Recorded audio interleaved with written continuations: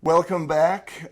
This segment, we're going to talk about how to screw up a name. I know that me personally, my middle name, and I'm going to go to that embarrassing place. My middle name is Daryl. I am not proud of that name. I was so Sorry, Daryl. embarrassed by. Yeah, that's a cool name now. It's on whatever that zombie show is. Anyway, that's a cool guy. But, I didn't want to know anything about my name. And as a matter of fact, until I started to be about in my 20s, I didn't even know how to spell it. So I can only imagine that you can have those kind of issues with names. What do you see? Yeah.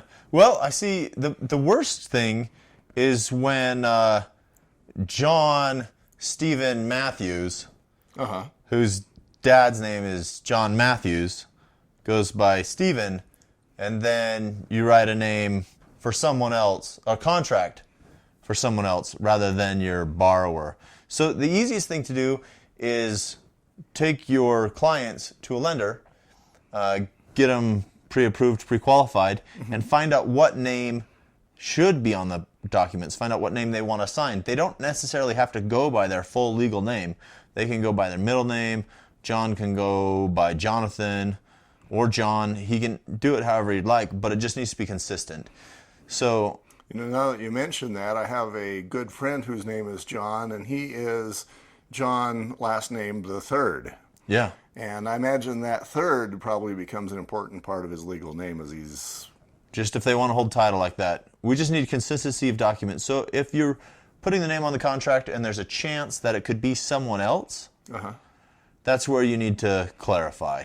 So, I've heard realtors say that it's important to do the pre-qual, but this kind of sounds like an additional advantage for doing a pre-qual, is then you know what the guy's name is.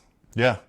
Yeah, because they could be going by a nickname all the time, and it's not something that they want to bring up. Their name will have to match their driver's license, their social security information, in order to process the loan. When we call their employer, the employer needs to know who we're talking about. So you want the name on the contract to be the exact same that it's going to be on the loan, and that's how title will be held. All right. Anything else in the name category? Yeah.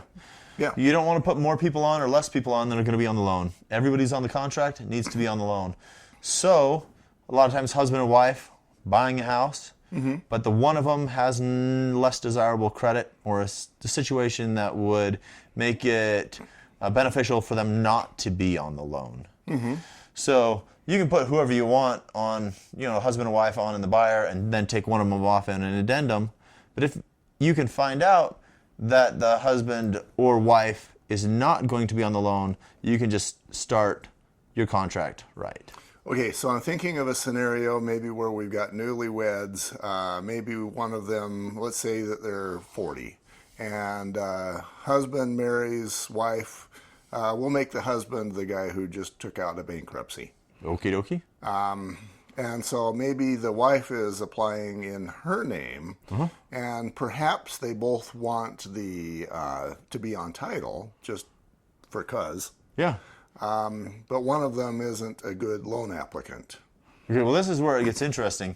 You can, after you close on a loan and you hold title, legally, you can change it however you'd like because of the way mortgages are set up. You own the home with a lien on it. It's not the bank like a car where the bank owns the car and then you're getting it and then you finally get the title. You own the home off the get-go. So you can make changes to title at any point. If there's a loan on the home, that can create some issues. So whoever is on title has an interest in the home, and whoever has an interest in that person may now have an interest in the home as well.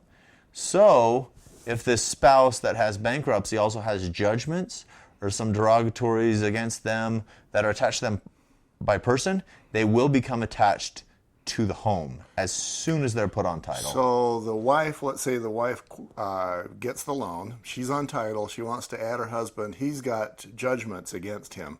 Now those judgments become a part of the lien on the home. Correct.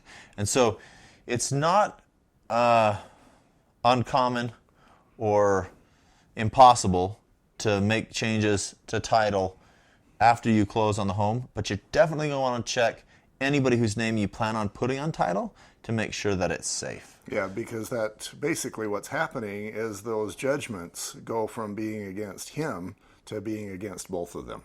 Correct. They're on the house. Right. So Yeah. you own less of your house because the judgment people own a bit. Own a piece of it.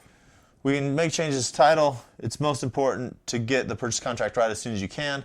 If by chance you get the wrong names on the purchase contract, you can just change an addendum. Now this doesn't mean that you can write up a contract for John Smith to tie up a property and then change it to Peter Johnson when you find the correct buyer. The underwriter's going to want to see continuity. So if you wrote it up as John Smith's buying the house, and then you find out that his first name is actually Charles, you can put a correction that it will be Charles John Smith, and then the loan can be matching. Okay, what's next?